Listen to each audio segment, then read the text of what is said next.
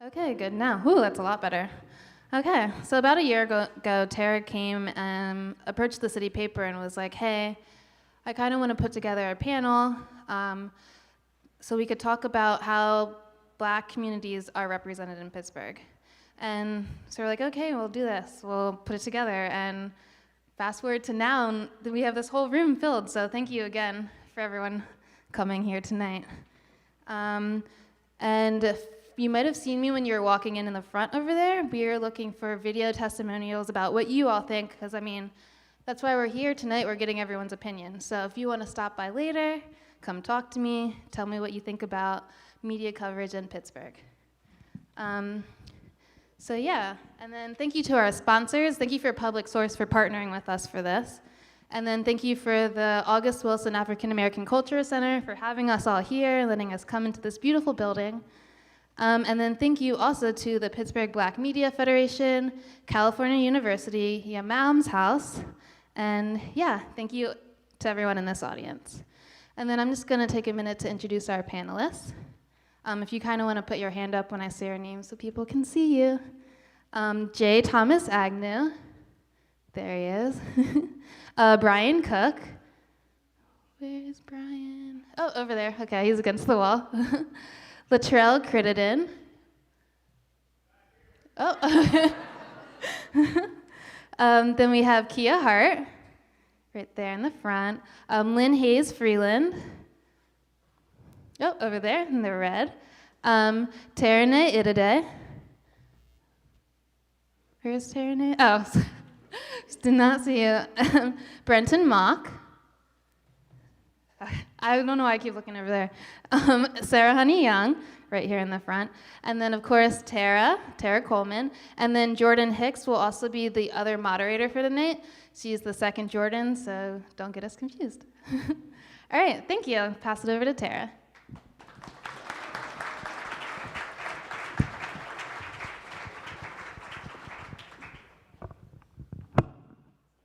So I guess we'll start with bringing up the first four panelists for this portion of the event. So it'll be Tereneh, Brentin, Huny, and Brian.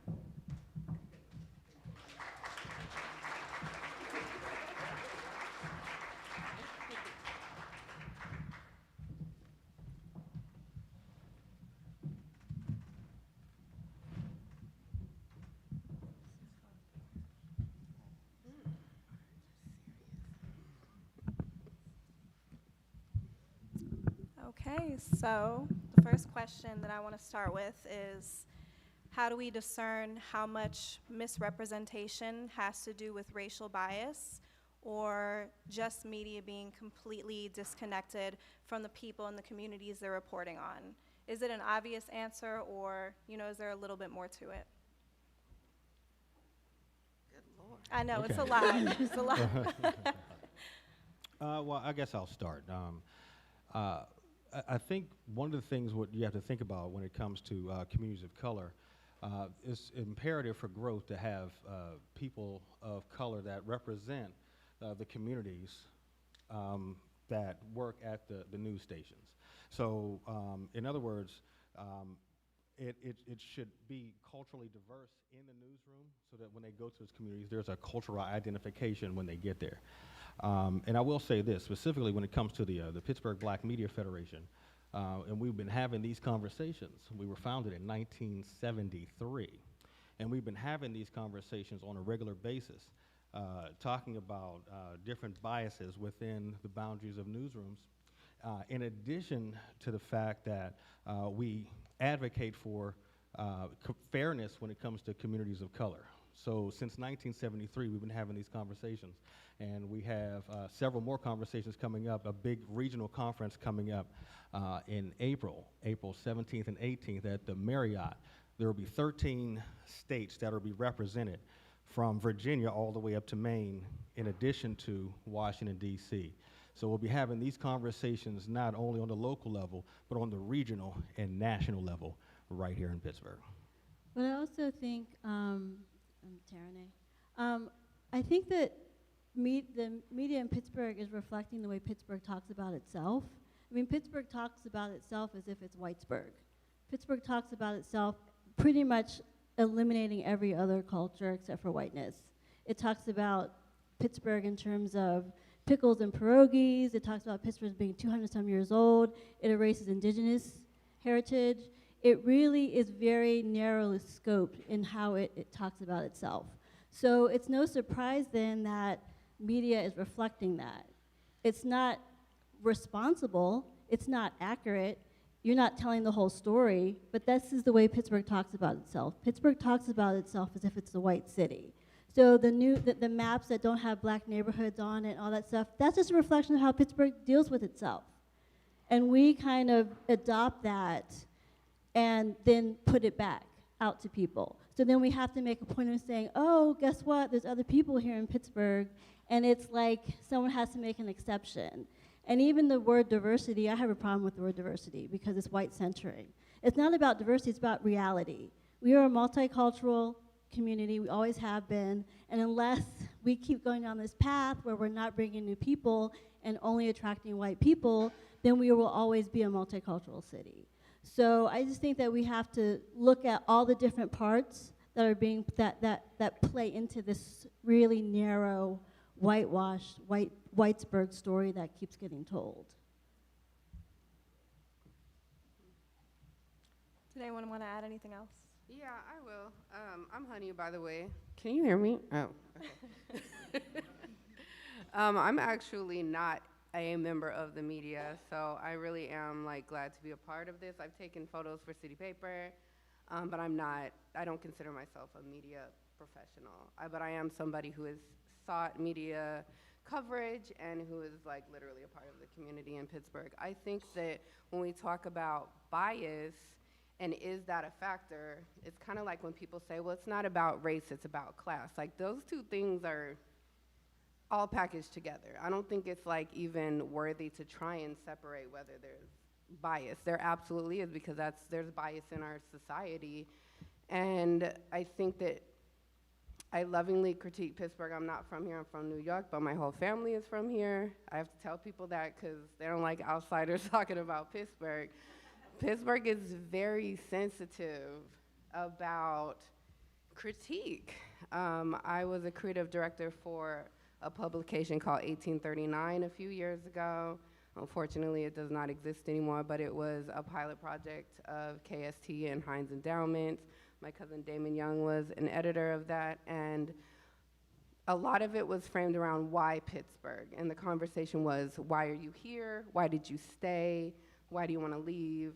And a lot of the pieces, and all of our writers were black, by the way, or people of color, and the critique, the comment section to anybody who had any kind of critique for Pittsburgh, and this was very measured, intelligent, well thought out critique. It was so ugly, and that is just something I've noticed over and over. Whenever anybody ever wants Pittsburgh to be better and has a fair critique, they're attacked.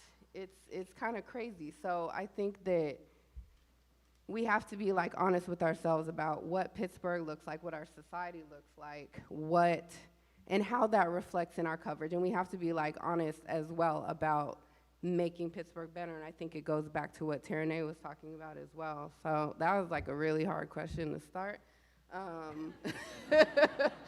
But yeah, Brentin? I'll just say, I've worked in several cities and several media outlets in several cities, and I can say that this question is one that is asked everywhere I'm at. It's a problem in every city and throughout the United States because it's a uniquely American problem. But I don't want to lump Pittsburgh in with all other cities because Pittsburgh does have a very unique racial segregation problem. This is the whitest metro in the United States. And so there is a correlation between the way that black and white people and even other cultures are kind of segregated and spatially laid out in the city, and how coverage is also segregated along those same lines. And I think one of the main questions that we should all be thinking about is why Pittsburgh is so unwelcoming for black people and for people of color, and why the media in Pittsburgh is also very uniquely unwelcome for Black people and people of color. So one of the conversations Jordan and I had were that, you know, this dialogue is nothing new. These are conversations we've been having, you know, within our communities for many, many years, about how we're represented, the ways in which our communities are profiled, talked about, like it's been an issue. So, you know, the media has a responsibility to deliver non-biased, honest reporting, and time after time, it doesn't happen. So why do you think the media has such a big issue with accountability? Because people have a problem with accountability in general. Honestly, not even to oversimplify it, but I think accountability is honestly really hard. And when I think what the media considers themselves, and in the best case scenarios, is like a true reflection of society. And we also have to think about the fact that what is written in our media, that is basically posterity. That is what people are gonna look at decades from now and as a reflection of the times. So I don't even want to say they, I'll even say we, because I'm a photographer, so I'll just be a part of the media for the sake of the conversation. I think that we consider that to be an important role, and I think that when you cast yourselves as the reflection of the times, that something like being called out on your SHIT can sometimes feel a little tense. I think that I honestly find it in every industry, because I work in the tech and design industry as well, but accountability specifically with the media is just, it's almost like they sometimes feel like they can't be called out. And I think that I won't even say that's like a Pittsburgh issue. I'm really trying to gather my thoughts here so I don't offend anybody. No, take your time. But I thought about this question more than anything when you sent it over, because I think that we have a society right now that has a problem with accountability in general, particularly with who we're putting in office and what the reflection is of our own choices. So I think that the media and people as well have to remember that members of the media are also members of our community, ideally. I also don't think that the media should be covering communities that they're not either a part of or don't have a relationship with.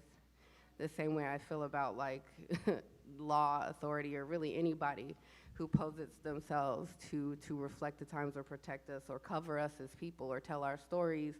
So I think that honestly, there maybe just needs to be a little bit more a step down of the pedestal from members of the media, and us removing them from the pedestal as well. I'm sorry, I could go on and on about that. I'm gonna pass it to somebody else. I think, thank you for your comments. There's a balance, of I guess the good and bad stories of communities, especially when it comes to the urban community, if you will. So there is a low level of trust sometimes when it comes to people in the community, when it comes to the media, because many times when you're in urban communities, some of the stories are negative in some respects. So for a long yeah, kick a beat. So I think it's very important, for us as members of the media to not only go to communities of color and do negative stories, but to balance it out with some of the positive stories. And a lot of those negative stories, of course, outweigh the positive ones. But I can't speak for all media, because that's not necessarily the truth, because we can't say white versus black media on a regular basis, because there are several people who don't have agendas in newsrooms. And I do want to give a specific recognition to some of the members of the black media. Just being president of Pittsburgh Black Media Federation, I want to give a special recognition to people who may be in the audience right now. Is there anybody from the Pittsburgh Courier who's in the audience? Okay, the Pittsburgh Courier has been around since 1907.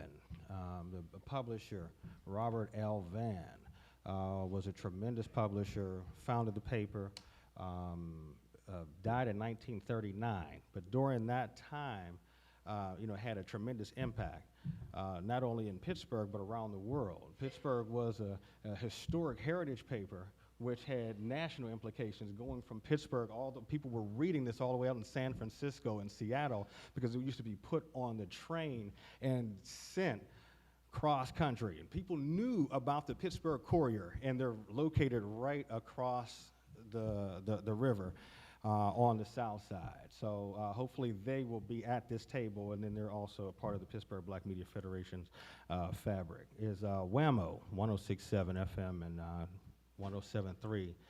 Yes, fantastic. The Beat, yes. And it's very difficult, especially because people in black media who would like to tell a lot of those positive and feature stories, it's hard to get that funding because many people don't, fund the black media. So having a news department is very expensive and very difficult to run. So I'm sure that there would be more if those funds would be allocated towards WAMO and some others. So the American Urban Radio Networks is also located in Pittsburgh. Talk Magazine is a statewide publication located right here in Pittsburgh. Is the Soul Pit here? Donna Baxter, Portia, yes, absolutely. So we have the Soul Pit and Urban Media Today. Is Urban Media Today here as well? Fantastic. So when I talk about that balance, these are organizations who pride themselves on doing positive stories for the most part and feature stories on the black community. So I'd like to personally applaud everybody who's doing some great work. So back to accountability. Did anyone else want to speak to that? I can talk a little bit about just my experiences. I think that part of the challenge that I have had to deal with as a writer is just to be able to make sure that the complexity is talked about when it comes to representing the African American community, and also understanding that I feel like there's times when I have to kind of push for, I want to say an angle, but if I'm talking about something, maybe like when I wrote a story about black women in Pittsburgh that I admire, and one of the editors was like, well, can we talk about some of the challenges that they have? And I just thought, you know what, can we just talk about like how they're just amazing? It doesn't have to be anything sad, it doesn't have to be anything bad, nobody died, nobody's crying, it's just black joy, can we do that? So I feel like sometimes there's gotta be an angle, or like the black pain porn thing, or, so just making sure that the full range of humanity that black people are is represented is something that I feel like I have to talk about maybe more than I expected. And also because there's only one or two black people in the room, there's been times when I've been like, why that picture, why that story? And gratefully I work for papers that at least listen, but the story always ends up getting printed. And it's always me kind of going, that picture, that story, really? After the fact. So I don't know how that conversation happens before the story even comes up as being a valid thing. And I think because there is such people say mainstream media, I always say white-led media, because it's white-led media and white newsrooms and white editors and white kind of everything, gatekeepers, it becomes a challenge. And even if it's well-meaning, even if it's people that feel like they're very liberal or progressive, how do you really show the full range if you don't have it? So that's a challenge that I have in terms of accountability. Feeling like people listen, but it's usually after the fact. I don't really have much to add to that. I kind of empathize. Like, it should never be on the black journalist at any outlet to even have to be accountable for what is or isn't happening throughout the city or throughout the media market. But my only thing to add to this is I would just like to turn the question back. Like, what I think a question I would even have for you, Tara, and a question I would love to discuss with anyone in this room is what does accountability actually look like? You know, what is it that you all would like to see more of, especially not just from the black journalists, because again, it's not on us. What do you want to see more of from white journalists, from the people you're reading and seeing? And how can we begin to build the mechanisms for making sure that that accountability is voiced and heard by the media outlets and is being meaningfully heard and followed up upon? That's a conversation I would love to have with anyone. Hopefully, we can get a representative from white-led media that might like to speak to that. Brian, to your point about all the, incredible black-led publications we have in the city of Pittsburgh, I've spoken with a lot of people who feel as though there's sort of fragmentation in terms of outreach. I know when you and I talked, I was in disbelief that I had not heard about the work that the Black Media Federation is doing. It's really incredible work. How can black-led publications work to have more vast representations of blackness? Where is the disconnect? Because nobody from the Courier is here, and I would never call out the Courier. I love the Courier, but that's a disconnect right there because they should be here.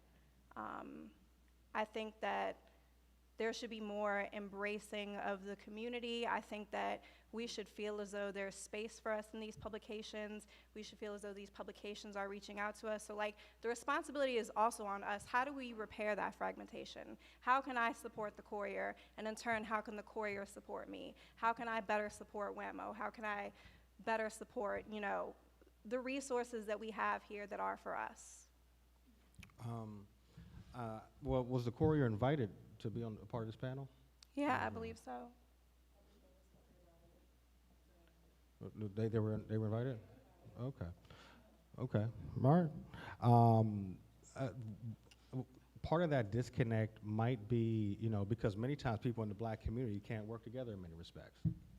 Okay, so I think sometimes whenever we, attempt to come together, it's almost like crabs in a barrel in some respects. So whenever we try to reach out, and if it's supporting the Courier by telling people in your neighborhood, by buying the Courier, by sharing clicks on social media, I think some of that disconnect may be there because sometimes, I'm a multimedia journalist, so I work several places. That's one of the places. But I think when it comes down to it, I think it's more so about what are we doing in our community and what are people doing in the community at large to support them?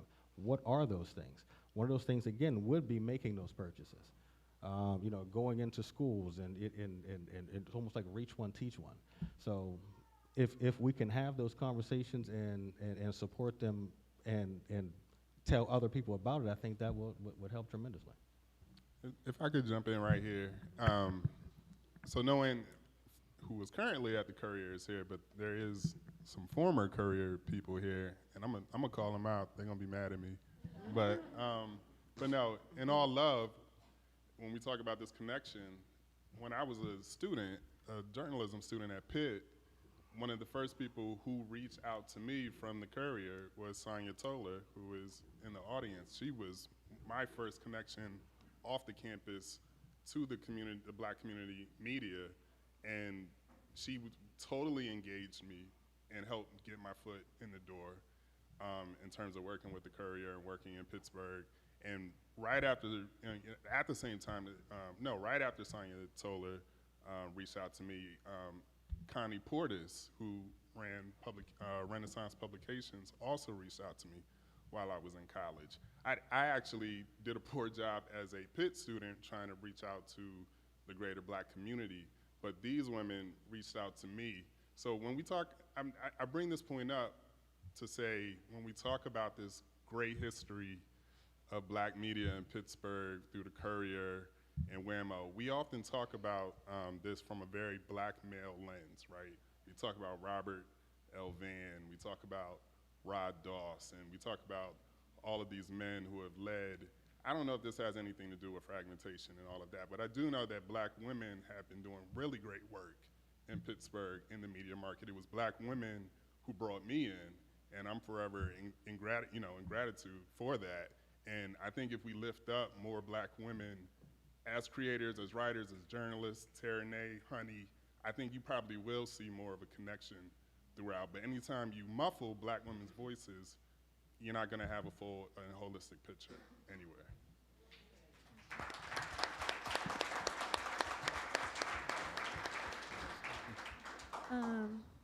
You are correct. But I do have something else to say.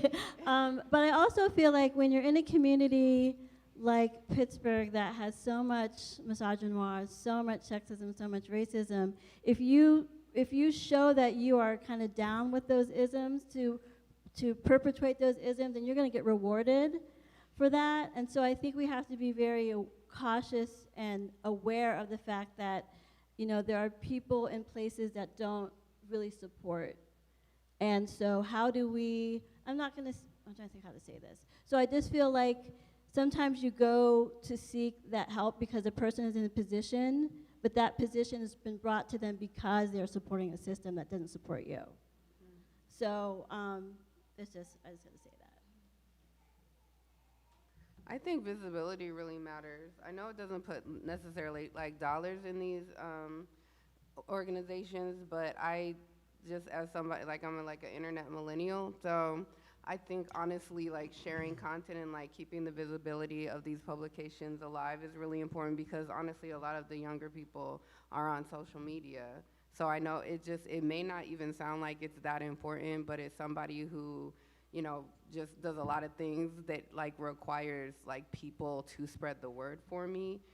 I think that honestly, because I really love the Courier too. Like I'm just like really like in awe to have the history that we have here in Pittsburgh. Like again, I'm not from here originally, but my mom was born on the Hill and went to Shinley High School. So even moving here 5 years ago and learning about all of the rich history of Pittsburgh is like mind blowing. I'm always like bragging about it to everybody in other cities. And I honestly think, I don't want to like invalidate anybody's experience, not yours, Brian, or anybody else's, but as somebody who has worked at BET, Vibe Magazine, 1839, I've honestly had like a joyful experience working with other Black people. I think that like minds find each other. I do think that we need to have like in-community conversations about some things about our community. I will not have those conversations in this room, no offense, but those are in community conversations. But I have not had the same experience, I guess, as like working in organizations, publications, and the media with other Black folk. I've actually found like great support in the community, but I also think that when newspapers and organizations have been around, as long as some of the ones in Pittsburgh, I think we just tend to take it for granted at times. Like this is just everlasting entity. Like the Courier is just like forever. Like I honestly, I would like lose my mind if anything ever happened to the Courier. But that being said, I think when you're just so used to it, like the Courier is like literally an institution in the city and probably beyond too, because a lot of people know about the Courier in other cities as well. And I think when we view our institutions, we just kind of think like they good, like they gonna be there. That's stability right there. But I think like the invigoration that we have when we share like city paper, you know, I see city paper, you know, stuff being shared all the time. I see Post-Gazette stuff shared, honestly, mostly to critique it, no offense, but all offense. So I think that honestly, if like I've started like, especially since we started talking about this panel, if I find a story that I want to share, I'll go like find it on another publications platform. Like I want to talk about this story, but I don't want to keep sharing articles from these, you know, papers. I need to go find like somebody else is talking about this, because that really matters. Because if you think about it, yes, like buy the paper, sure. I cannot remember the last time I bought a newspaper, to keep it 100 with you, but as somebody who works in tech, also they get ad dollars when you visit their websites. They really do. Like hit the websites, go to them, share their content, put it in your IG stories. I also hope that all of these publications have like really, really strong like social media presence. Like Instagram is just like imperative at this point. And I think that is maybe not the important thing, the most important thing that we as community members can do to support these publications, but it really does matter. Yeah, I did not want to center whiteness with this panel, so I'm glad we were able to have a discussion about, you know, our own. So those of you, we're pretty short on time. So you want to open it up? Okay, so we'll open it up to the audience now. So we're just going to have people line up if they have any questions. Do you have any questions for the panelists for this round? We have about 15 minutes of Q&A if you'd like to just line up here and ask. No pressure. I'm Briar from the City Paper, by the way. Thank you all for coming. If y'all don't have questions, we can. I want to hear from the community as well, for real. The last time this panel, a similar panel happened that Latrell told me on, it was like, you're there for like hours. So I know y'all got stuff to say.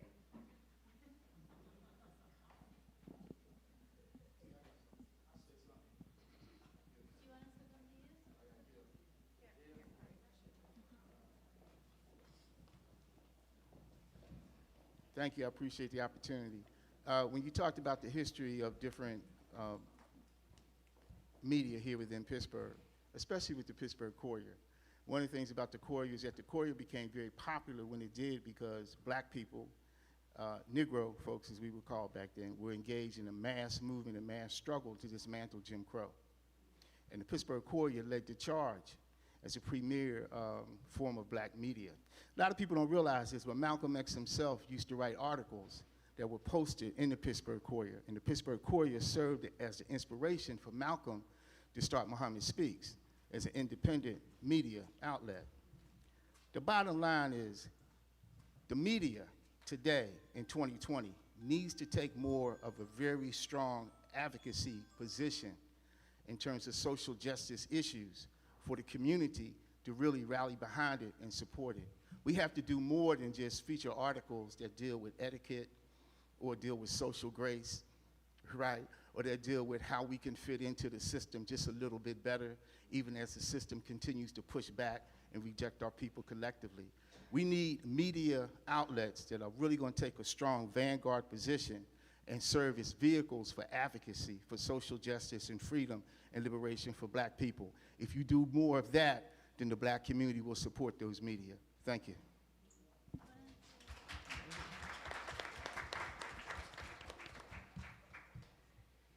Does anyone else have a comment? I'll come to you. Okay. You say your name. Raymond Robinson, Pittsburgher, live on the north side now. How do you all feel the influence of the corporatized media or these conglomerates, so you don't have singly owned publications as much anymore? How has that impacted some of the questions you said earlier about accountability, where you might not have a publisher who's from your town, the publisher lives somewhere else across the country? Does that play a part in how we're represented, how coverage is done, and how you do your work or see your work? As a person, I worked in national radio for 14 years, and I've seen there's been a cataclysmic shift over the years of how the media, especially being more national or cookie cutter, has influenced a nation. So at one point, in radio at least, and in television is similar, but in radio, it was called Clear Channel, which is now iHeartRadio. At one point owned 87% of the radio market. So then at that point, no matter what, in that hub, they could send it the same message out to 400 million people across the country. So I think many times the problem is that the localization of media has gone away to the point where there's no, the community isn't as connected as it once was. Like the Pittsburgh Steelers, but years ago, I'm just using this as an example. L.C. Greenwood, at one point, we had a great interview, and he said, years ago, we had one radio. Okay, so it was just one radio in the locker room. Everybody got dressed, and everybody was on one accord. Okay, one radio. Now everybody has their headphones on, listening to different things, but at the same time, again, you have this hub that's sending stuff out to everybody. So syndication is killing a lot of the localization and the togetherness of the communities. So it's good to get back to, everyday reporting on a local level. And earlier, when I was saying about black media, the Pittsburgh Black Media Federation, we represent everybody of every media organization in the city of Pittsburgh and in Western Pennsylvania. And these are the conversations that we have all the time. So we want to get back that localization so we can be together again. I also think in Pittsburgh, though, there's localization challenges, which I think could be, for me anyway, what I'm looking at is the political system and the party system. And I think that there's some people that are very thin-skinned and very not open to having real conversations about whether Pittsburgh is the most livable city and for whom and how and why. And I think that there's a lot of desire for press releases and great stories rather than real stories about Pittsburgh. So having honest conversations about Pittsburgh from a political standpoint, which should be a place of the public sphere, gets squashed, so that's a problem. And I also think that the foundations kind of act as a corporate structure in a way, so that how and where and who gets money and what gets funded and what stories get funded is also a challenge. So I think that Pittsburgh media is fiercely local, which is great, but there's some challenges to that because people are afraid to speak up and speak out because they're afraid their money will get cut, because they're afraid they won't get invited to that city hall meeting or to that meeting. So yeah, there's pluses and minuses. There's challenges.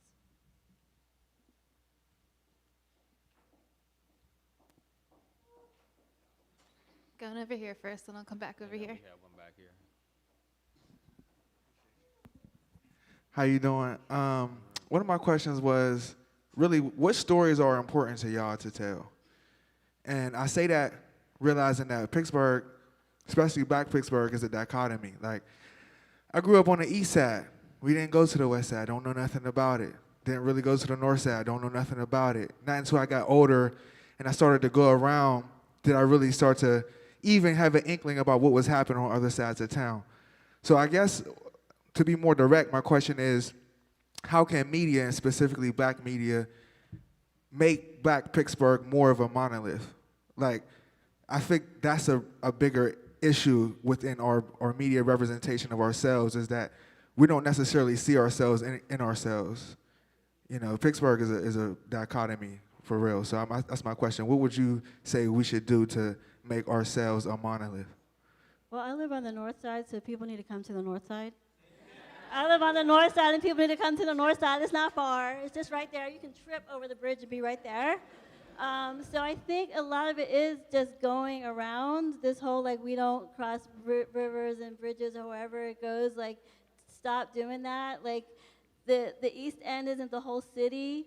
And, you know, it's like, as fly as Teenie Harris's photos are, they're not the only photos that can be made and are being created. There's people who are fly right now taking photos and living life and creating history and Black future, and all this amazing stuff is happening. I mean, you're doing it, you know, and Jamie's doing it. There's so many people in this room doing it. So I think that a lot of it has to do with just like cross that bridge, cross that river. Sometimes on the north side, there was an event on the north side and had the audacity to say to me, why is this all the way over here?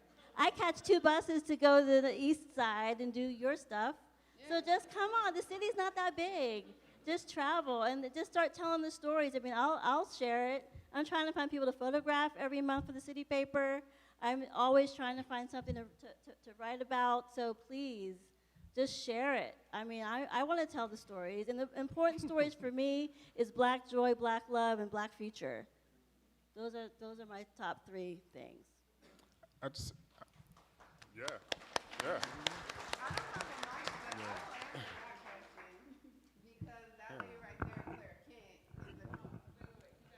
Oh, thank you. I was like, no, I don't, girl. Okay. Actually, I actually met Claire. I'm sorry to call you out, but hello. I actually met Claire, like, this is like very reflective, I swear. I'm not just shouting out my friends. When I started taking photos for city paper, Lisa asked me what kind of content do you want? Like, when should we holler back at you? And I said, I want to cover Black women. So if you have like another Black woman that you need me to take a picture of, then that's like where my focus is. That's like the basis of all my work for the most part, is around Black women and a Black queer community. So I know that I just kind of have like more of a luxury to just say I'm only doing this, because I also have like other avenues of making money. And I know that there's like a lot of members of the media and a lot of photographers as well that can't just choose, like, I'm only taking pictures of Black people today. Like, I totally get that, but that's definitely where my passion is. I don't know anything about East Side, West Side wars, sorry, but I think that honestly, anybody, just media makers, creatives, anything, like the funding stuff here is really dope. We don't have like access to the money that Pittsburgh has in New York. Like, the just competition is too fierce. I definitely have my critiques of like what funding can do to the creative spirit as well, like just kind of depending on money to execute what you want to do. But I do think that like being collaborative with each other is like really imperative. There's a lot of people that have a lot of resources. Like, you don't necessarily have to get like a $20,000 grant from the Pittsburgh Foundation to cover the content that you want, or to make like the entity that you want. Like Thomas, has Genesis magazine, and I don't think he's getting like big funding dollars from anybody, unfortunately, but he knows people and he teamed up with his friends and he has a really dope magazine. So I think that honestly, like, we have to like talk to each other as well. Like, I know we like to hold like our ideas real close to the chest, but there's just chances are, if you have something you want to make happen, you don't have to even depend on like the media to give you the opportunity to do it, or the media to cover it. Like, you have people at your resources who can help you out with really creating the content that you want. I don't want to take away from the panelists, but also, I mean, those resources are within our own community. And I know we always speak to the idea that the arts community, the music community is so fragmented. We're all very critical of each other. And if we just could set that aside and show up for each other more, that would eliminate so much of that fragmentation. I know that people that were very critical of this event are not here, because I've been looking. And I find that interesting, because it's like, this was something, there's a lot of people in this room that people who were critical should have showed up for. And that's a big issue. I'm tired of it. I'm exhausted. So yeah, that right there would eliminate a lot of the issues we have. Thank you, Huny, and thank you, Tara. We have time for one more question, so I'm going to go into the middle. I think someone had their hand raised before I went over here. And then we're going to take a 15-minute break, so just a reminder to silence your cell phones. And also, if you have a comment that you want to share, we are doing video testimonials over there, so a little plug for that. All right. I'll come back to you next time. We just have to do one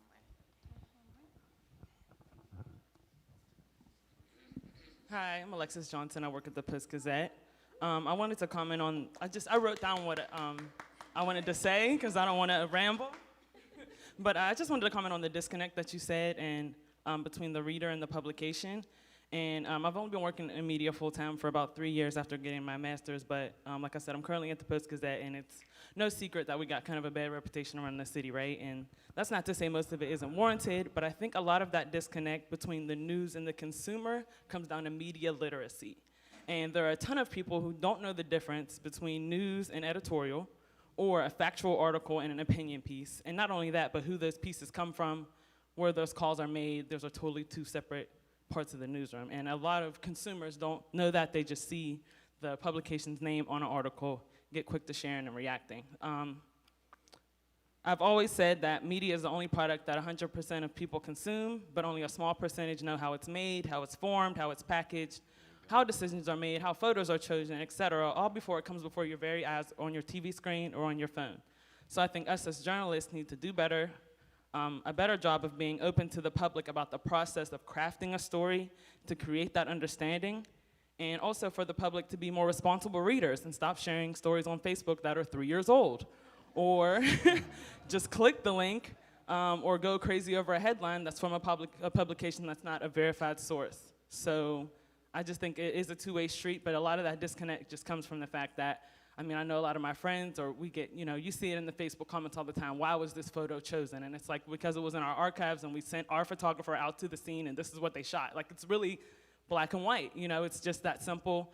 And we have to kind of take a step back and know that, like, a lot of us are just doing our jobs. And it comes down to, it's way bigger than kind of the journalist, it's the editor's decision and all that kind of stuff. But anyways, like I said, because I said I didn't want to ramble and I started rambling. But like I said, I think a big issue is media literacy. I think it should be taught in schools. I think it should be taught in grade schools. I think it should be taught in college. Because like I said, everybody reads the news or whatever the case may be, and almost nobody, unless you work in journalism or went to journalism school, knows how a story is crafted. And that's like a huge problem right there, and that will create a lot more understanding. So thanks. Yeah, that's fantastic. And that's a great point. I'll just respond as you go to the next person. You know, many people don't know, you know, the process, you know, and we as media professionals, many times we're under 22-minute deadlines, you know, to get something on the air or to hit a deadline to go to print. So that is synonymous to the gentleman over here. So, you know, we work with a machine, so it's not just a reporter that makes that decision, it's the editor. And, you know, as far as television is concerned, it's the producer and the news director that make that decision before it hits the air. So it does go through a protocol there. But then also when it comes to social media, you know, another thing to your point, if we are able to teach media literacy and then also make sure that people who are using social media, albeit Twitter, Facebook, and the like, will use it, mean that they know that their material is going to go into an archive forever every time you post it, to learn how to use correct grammar. Okay? You know, it makes my forehead hurt in the front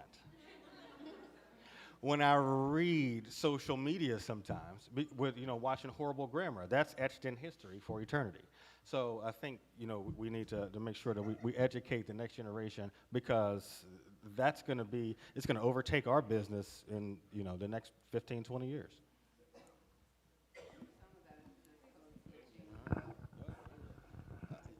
Yeah, but sometimes, you know, which is true, you know, but What did you just say? No, she said code switching. Oh, I said I think some of that, sorry. There's so many people that want to talk. I need to shut that up. I said I just think some of that is code switching. And professionalism, like good grammar, I feel like that's all rooted in white supremacy. So, you know. I wanted to make a point to the young lady from the Post-Gazette. I wanted to kind of piggyback off of that about how, you know, it is bigger than the person who actually writes the article or whose name is attached to it. There is editors and producers and all those things.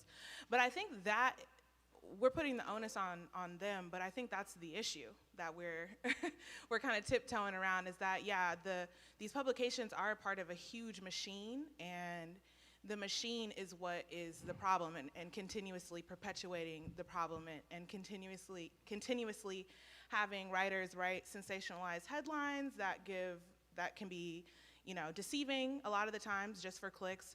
All of those things are a part of why we're in the position that we're in to be having these types of panels. So I feel like, yes, while the reporter cannot take responsibility for some of the things that go out, like pictures that are posted, or, you know, what the headline is, or what, you know, whatever the case may be, I think that as media professionals, we have to be pushing harder to change the very etched in stone infrastructure that is perpetuating the issue. So, I mean, I know my own personal experience working at KDKA for 4.5 years producing TV, it didn't take me long to realize that I was not in control of what I was writing or what I was even allowed to say. So, and that was, you know, that was a turnoff for me, which is why I'm no longer in the field. So I feel like if, you know, there are people who are passionate about seeing change in media and how Black people are represented, and the language that's used around Black issues and Black experience, we have to try harder as those professionals to push back on our editors and push back on our producers and really say, no, this picture that you're trying to post of this woman is terrible. Why are we posting this? You know, we have to be pushing back harder in order to see if we want to see any type of change. And that's why diversity is key in newsrooms, absolutely. Reality. Yeah. Represent the reality of the community that you're writing about. Okay, I don't mean to be the buzzkill, but we're going to have to kind of stop here. We're going to take a little bit of break, and then we'll come back in 15 minutes. So, thank you.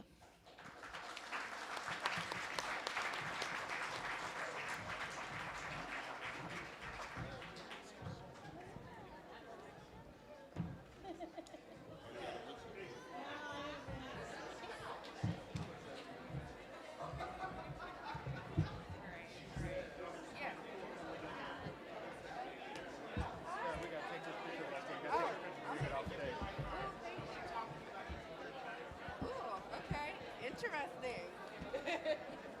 So we doing Should me and Tereneh get in the middle? Good evening, everyone. So for the second part of the panel, I think it's important that we discuss the framework from which we hope that you will be listening and understanding the information that the panel has to offer. So has anyone ever played the game Two Truths and a Lie? So we're not doing that, but that's a good place to start. So for you tonight, I have a fact, a question, and a recommendation. The fact is that although we are having a panel discussion around blackness and how it is represented in the media, race is a human-made construct. It has no scientific or biological basis. It is completely made up, and it's been completely made up to validate and justify the brutal exploitation of other human beings for profit. So that's number one.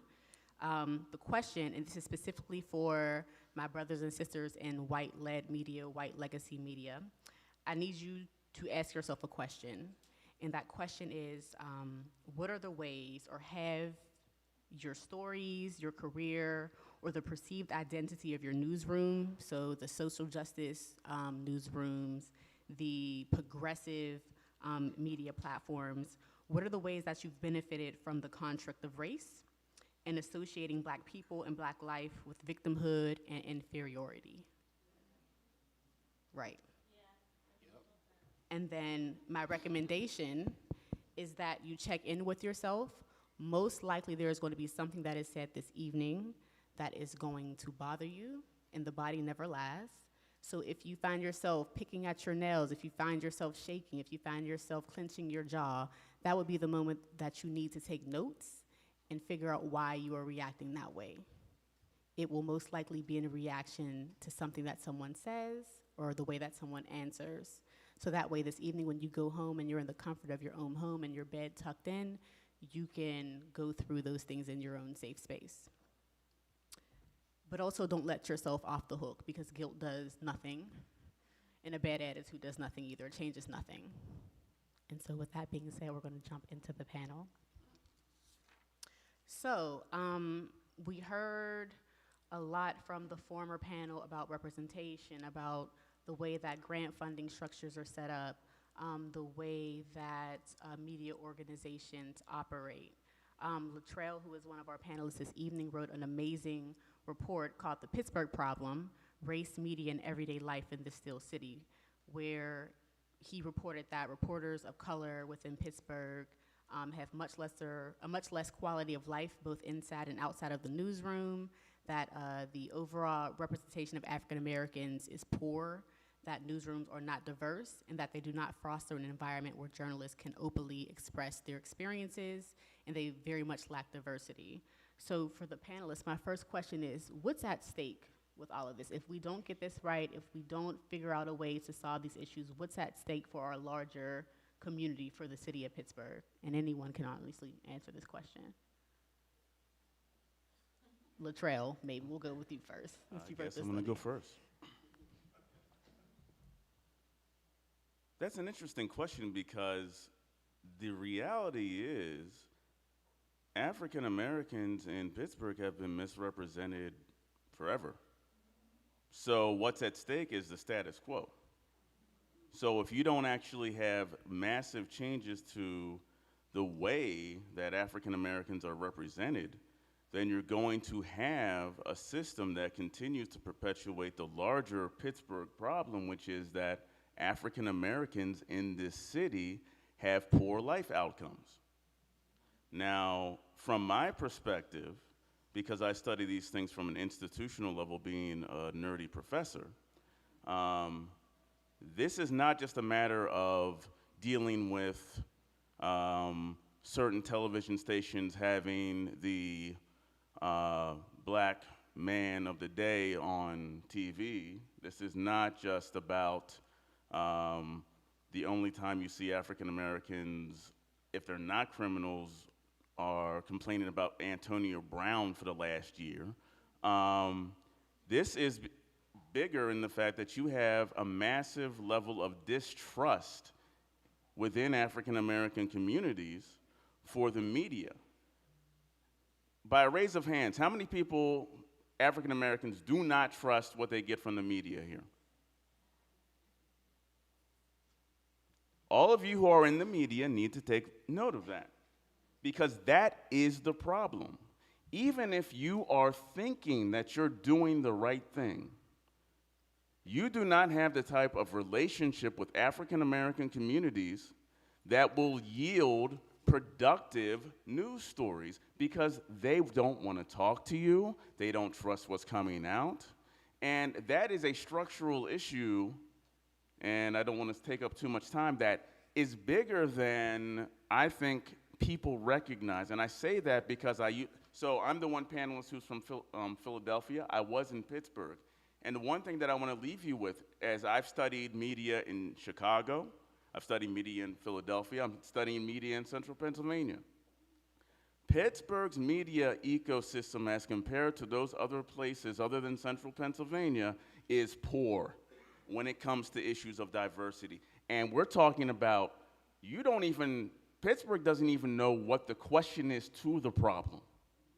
That's how far behind in terms of dealing with these issues Pittsburgh media happens to be. And I'm talking about not just white-led media, but African-American media have a lot of things to deal with. And that's not necessarily their fault, because when you have a newspaper that has one full-time reporter in the Courier, there's only so much you can do.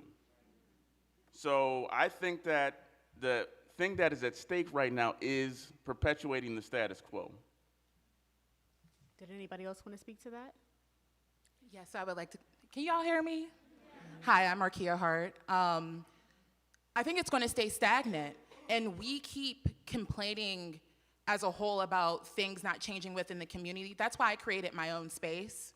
I moved back here from DC about 2 years ago, and I didn't see any type of black media. And I'm not really worried about the white media, because white media is going to be white media. It's never going to change. We can sit here and educate you, which I'm not here to educate you at all. This is for us. This is by us, and that's why I made my own space. And I have a podcast called Girls Running Shit, and we talk about all the different events here in the city.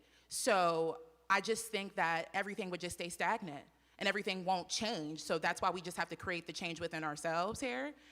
We just have to keep putting ourselves in spaces and creating spaces. So, yeah. I think you are correct that it will remain status quo.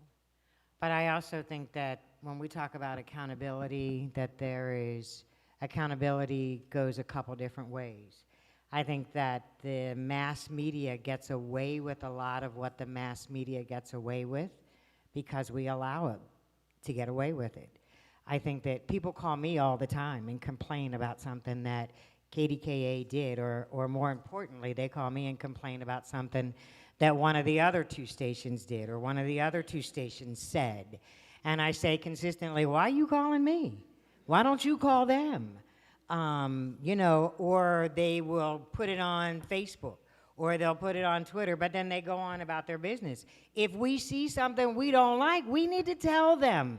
And we need to tell them consistently and loud and clear. And we need to tell them if it means we have to stand out in front of a TV station and picket and protest and do all of those things that we used to do to let them know that we weren't happy, then that's what we need to do. There is one station in this city that consistently gets our stories wrong, but it is the station that we watch more than any other station in town. What's wrong with that picture? Why are we watching them if we think they get it wrong? That's our fault. That ain't their fault. That's our fault. Wow. Sorry. And so just so I can get a feel for the room, how many of us are actually in media, work in media professional, journalists, bloggers? Okay, so for the people who are not in media, Ms. Lynn, if you can answer this, how exactly do newsrooms and news platforms decide which stories they run with or which stories they're going to publish? For example, today I logged into my Facebook feed and I seen a story from WPXI that, shout out to WPXI, hello, that featured a story about a woman who stole $800 worth of candles from the East Chase Parkway Mall. Do y'all know what the East Chase Parkway Mall is? It's in Alabama. And so I was wondering, how is this relevant to life in Pittsburgh? How is this going to get me to work faster? How is this going to get me to understand the weather for the day? How is this beneficial to my life? So, Lynn, if you could please answer for us, how do newsrooms decide which stories they're going to produce? So, you know, that's changed a lot over the years. At one time, it really was local, and local was supposed to drive the story. You know, did it make a difference to the local viewer? How did that affect the quality of life? Did it make a difference to local viewers? Now, it really is, a lot of it is what's trending. You know, if a story is trending on the internet, if it's trending on social media, then stations will look at ways to capitalize, to get involved in that story, because they are looking for, I mean, the realities are, people don't watch the 5 o'clock news like they used to. They don't watch 5, 6, 10, and 11 like they used to. People, this phone. This is what people watch more than anything. So television stations in a lot of ways are trying to still remain relevant. So a lot of times that's what will determine what stories make local news. What are people talking about? What are they posting on social media? What are they retweeting? And that drives a lot of the decisions. I mean, there are stories of the day that are going to be big stories, but it's also what are people talking about? You know, what are the things that have the potential to be retweeted? What are people pushing out? What are the stories that are pushing out? You know, if you look at what's a lot of the things that are being retweeted, they're nothing stories. They really are. But, you know, if you think about it, the quality stories and the stories that affect quality of life sometimes are the ones that, you know, might get 2 and 3 clicks, maybe 10 or 20, you know, but the story about the guy who had sex with his dog might get, you know, 5,000, 5 million hits. And, you know, the realities are that's the nature of this business. That's just the nature of this business. So when we talk about news and what's important, and we talk about feature stories and good news, the realities are, as a society, we are voyeurs. We don't, you know, as a society, it's nice, you know, people say, y'all don't do good news anymore. That's because people don't watch good news. You know, if people were watching good news, we would do good news. People ain't watching good news.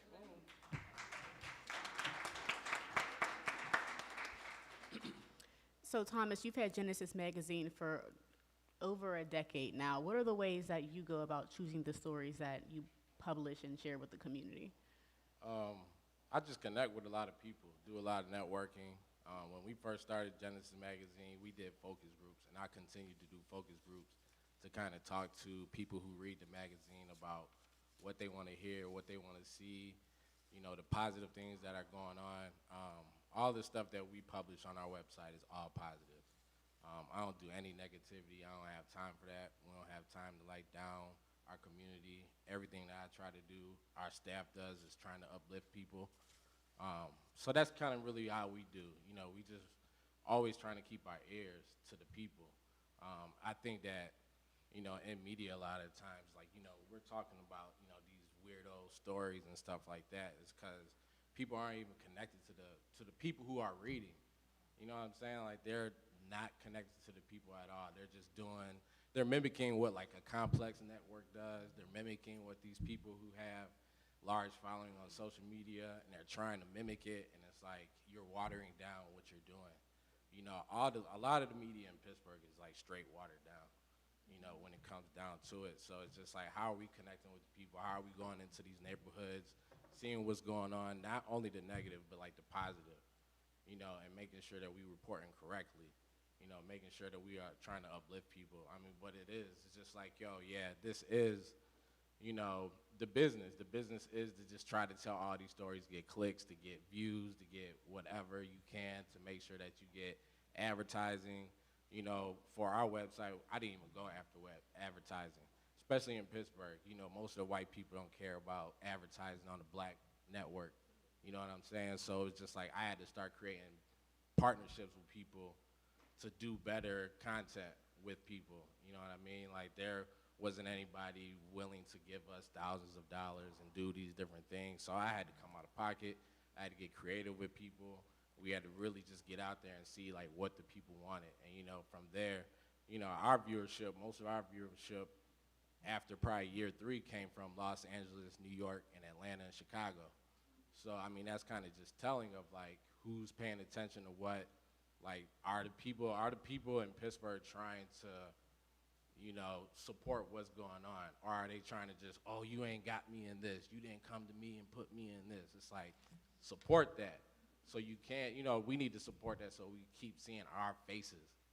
You know what I mean? Like, instead of going to look for, you know, white media to post our faces, like, why can't we just go together and support what we got going on? Like, Kia just had, you know, they were just at one of the breweries. They'd had a live talk. There was probably like 12, 15 people there that was there to really sit with her. I came there to sit with her because I wanted to make sure I supported her. When she has events and I can't get to it, I Venmo her, Cash App her $5, $10, whatever. You know what I mean? My young guys, Nigel, he does a lot of work over here at Point Park. He works with Ramo. You know what I mean? I make sure I come up to that man. I tell him that he's doing a good job. You know, I make sure that I'm always trying to make sure I'm staying behind these people and we like really supporting and we really doing what we're supposed to be doing. And so in your answer, I heard a piece about mentorship. I heard a piece about funding. In the city, is there a clear-cut path to get into the media if you are a young person interested in being a journalist, a blogger, a videographer, a photographer? I think people are just doing it.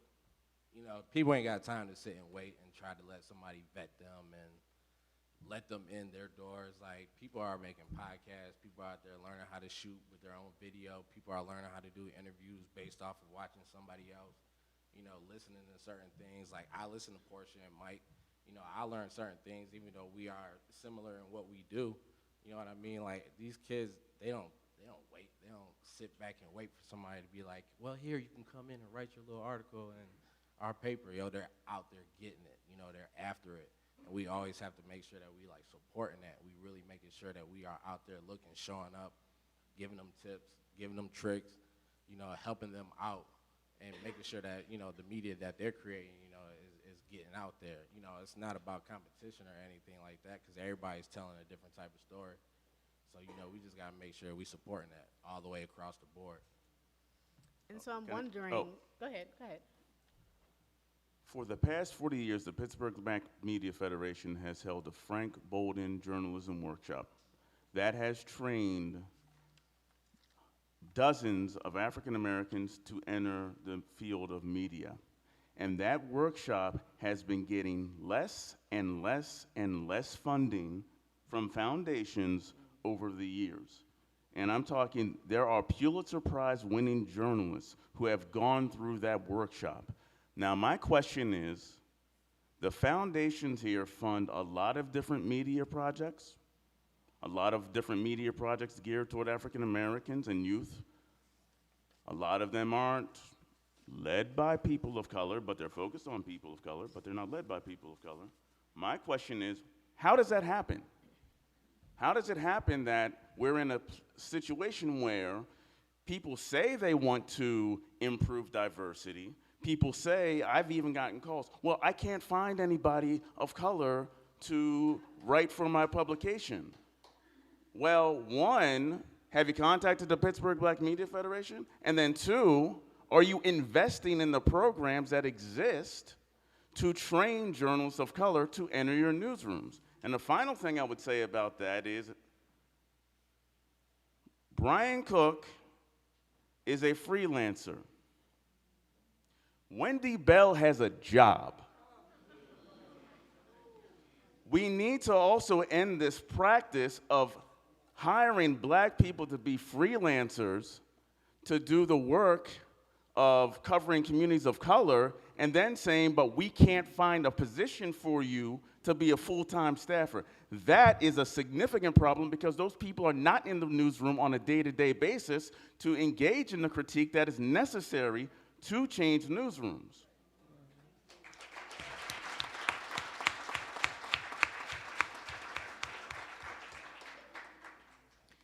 I'm wondering, so Thomas and Latrell, I hear you saying that, in previous panelists as well, that there are stories that you need to be in the community, of the communities, to understand and to report on.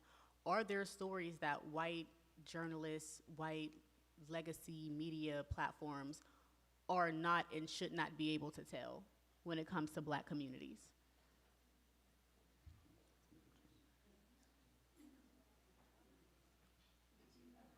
That's a great question. It really, really is. And I'm so sorry if I offend. No, I'm not apologizing anymore. I'm sorry. Yeah, sorry. There is stories that you shouldn't touch base on because I feel like and I have a podcast and we just met with someone that wanted us to come and meet with alumni and everything. The school that I went to only has 150 black people. I went to Edinburgh University. Yeah, so now meeting with her and finding that out, that the school that I went to began at like 9,000 people when I was there, now there's only 4,000 people, and they're trying to get us to come up there. And at first I'm like, we should take this opportunity, we're a new podcast, like we need it, and like the girls were just like, well, if we want to do it, then we'll do it.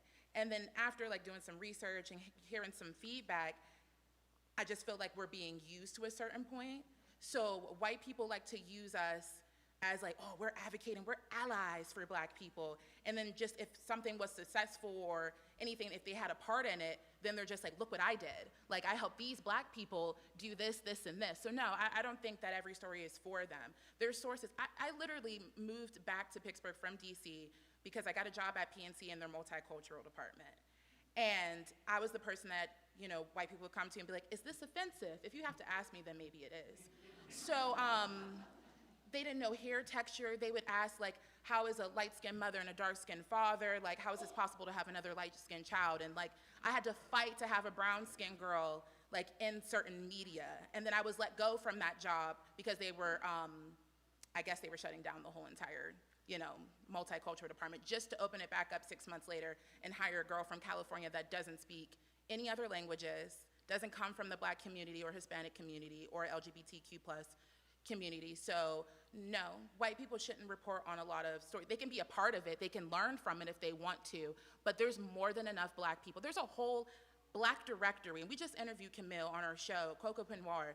There should not be an excuse at all in this city to say that you can't find black people to utilize certain things. There's a lot of us here, even though they did write the article about how there's a better quality of life and everybody wants to get up and move to Atlanta or New York City, those kind of things. There's a whole damn directory that's geared toward us if you just want to know everything black. So there's no excuse. And no, white people shouldn't report on certain things. That's for us and that's by us. Like I've been saying, I'm going to say it a million times. Like, there's enough of us here to utilize space and take over space. So just keep creating your own space. I can't stress it enough. Keep creating your own space. There's 3 black women here that have been on the cover of City Paper. Tara, Inez, Clara Kent, and we're doing and moving things in this city and y'all don't even know about it. Like, we have a whole spectrum here and y'all don't even care to like reach out. You want to be a part of it just to have like a background on black people and to see where you fit in, but you need to come, I'm not saying come to the communities, learn about it. Go on Google, go on social media and find out about these black events. Don't just want to be about it just because, oh, I helped black people and I'm just an ally. I hate that term ally. Like, don't do that. Just find out about it and be about it. Don't just do it because it's giving you relevancy within our culture. We don't need that. We don't need any more of that. So no, white people shouldn't have to report on all this kind of stuff. There's enough of us here There really is. So utilize it. And if you want to find out more, come talk to me after this.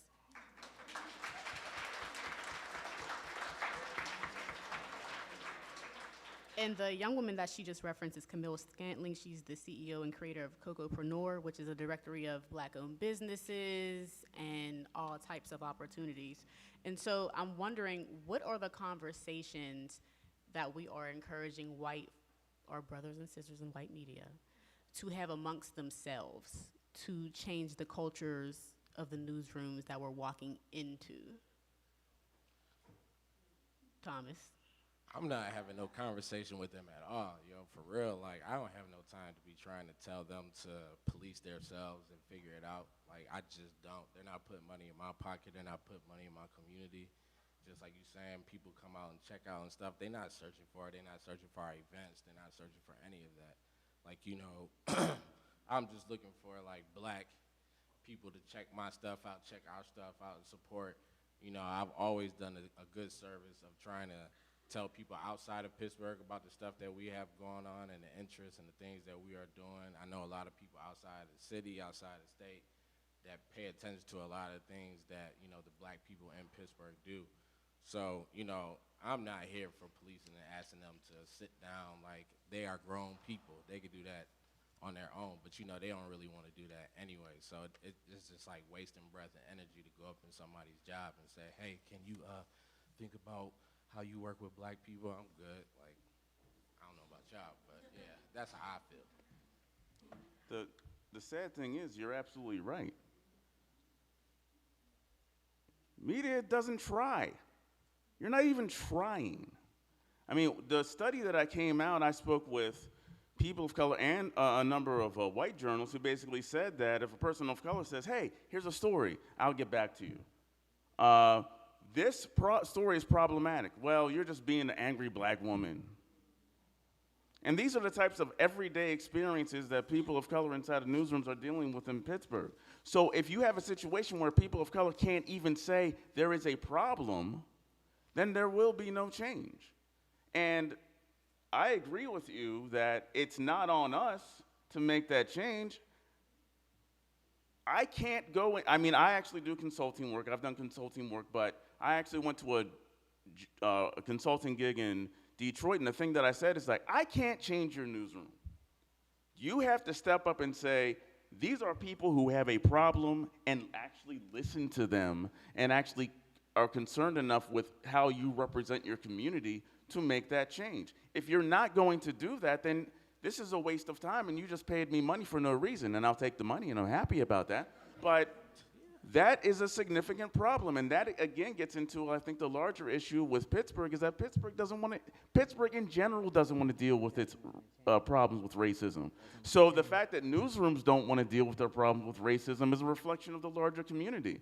And at some point, there's two things that can happen, and I do agree that there are opportunities for people of color to create their own media, but that's a different conversation, and I think that there are certain things that need to happen on that end, because I don't think there's enough collaboration. There's a lot of talented people here, but there needs to be more collaboration on that end. Or, and I think that needs to be both, you actually need to listen to what we're saying and do something about it. I came here from Philadelphia on a bus. I'm tired. You need to actually listen to what we're saying and actually develop a plan of action and actually do something about it. Otherwise, we're all going to come here, you're going to do your photos, you're going to say, Latrell Crittenden said this, everybody's going to clap at the end, and we're going to be having the same panel 2 years from now. And I'm not coming back from 2 years from now. I'm not. Lynn, did you want to add anything? No, Okay. I'm fine. I'll leave it right there. So I do want to revisit my third point, which is this is probably a great point to check in with your body and seeing what it's telling you. Also, during intermission, there were murmurs around our very beautiful audience this evening that there has not been one question from a person who is not Black this evening. So if you are not Black and you have a question, this will be a perfect time to ask a question. this will be a perfect time to exercise some bravery and some unction to ask the people who are here today, who are willing right now to have these conversations for the free 99, to answer any questions that you may have. And so Bear's going to come through the audience if you do have a question at this time. If you're a journalist, please get brave. Y'all write about us every day and every week. Y'all better get brave and get on that mic. My name is Rico, and anything that I say or ask is coming from me and is not anything from anybody who I have represented, do represent, or will represent in the future. With that said, why is there not any black media print here when there is 3 Pittsburgh black media magazines and newspaper, and nobody from any of those 3 are here on the panels having this discussion? Such as New Pittsburgh Courier, Talk Magazine, and Soul Pit Magazine. I believe Soul Pit is, Soul Pit there is was here. representation from Soul Pit. Soul Pit is here, yeah. Yeah. I believe that would be a question for our organizers. Tara, do you want to answer that? Or Brer, do you want to answer that from City Paper? Or maybe you can see them offline. I want to emphasize that I'm an artist and a curator. I'm not a media person. I'm a person who, over the years I've had a lot of complaints about representation or lack of, and I don't like to sit online and talk. I'm a very action-oriented person. That being said, we had an immensely long list of potential panelists, and it was almost impossible to narrow down. So there were representatives there from every media outlet, and it really came down to how we would want this first iteration of the panel to look like. Invitations were sent to all of those news outlets. We emphasized that, we were looking to have as much inclusion as possible. This whole front row is, reserved for those people. And at the end of the day, it comes down to a matter of choice. Like, you choose whether or not you want to be here. But, this is for us. So, yeah, they were welcome. They were considered. They're all seen and heard. Thank you. Anyone else? My name is Todd Miller. As a consumer of local news, it seems that the TV stations have a number of African American reporters and anchors, and so why is it that stories of the African American community of a positive note are not told very often? Actually, when you look number for number, the number of African American reporters is very small when you look at it. In fact, I've always maintained that every show on every station should have African American representation on it, and it doesn't. And at the end of the day, it's the management that decides. It is the producers, it's the news directors, it's the managing editors that make those decisions. Channel 11 has a new assistant news director who is an African American female. Channel 4 has a managing editor who's an African American male. That's it in terms of the City of Pittsburgh television stations and the African American representation in the managerial roles. So I started at KDKA television in 1977. We had more African American managers in 1977 than we do in 2020. And that's who makes the decisions. Those are right now, if I'm not mistaken, there is not one African American producer at KDKA TV. And those are the people who make the decisions in terms of, at the end of the day, what you see on any given newscast. There is Olga George, but Olga is not a producer. Right now, Olga is the overnight assignment editor. Miss Lynn, you have your own show, the Lynn Hayes Freeland Show on KDKA. Clap, yes, clap for that. Thank you. I'm wondering if you can tell us, do you still, with your tenure at KDKA being over 20, 30 years at this point, do you have complete control over your show, or do you still have to get the okay on your guests, your coverage, You know what, I do have my own show, but the realities are that's because they don't pay attention to it. We fly under the radar. So I can do whatever I want on the show because nobody pays attention to it. Now, you know, if somebody were to call and say, report us to the FCC and say, you know what she did on that show last week? Then all of a sudden somebody would go back and say, well, wait a minute, let's look at that show. But I mean, I've also done that show for 40 years. But here's the other reality. They call me the last man standing because there was a time that all the stations had a show like that was geared specifically to the African American community. And one by one, they canceled them. They got rid of them. So we are the last man standing. And here's the other reality. I mean, for years, we were on KDKA. As of last year, they moved us to WPCW. So it's a chipping away of public affairs shows geared specifically to the African American community. And even though, I say people don't want good news, and I say that as a statement, but that is, you know, we deal with the things going on in our community, good, bad, or ugly, and that's what we get to do on that show, stuff that you're not gonna see on the news. But I see where this is headed. You know, we used to air 3 times on Sunday, then it was 2 times on Sunday, then it was once on Sunday, all on KDKA. Now it's once on WPCW. Where does that look like it's going? And I'm sorry. Let me just say this. When I talk about community accountability, has there been one phone call to the station to say, how come Lynn's show isn't on KDKA anymore?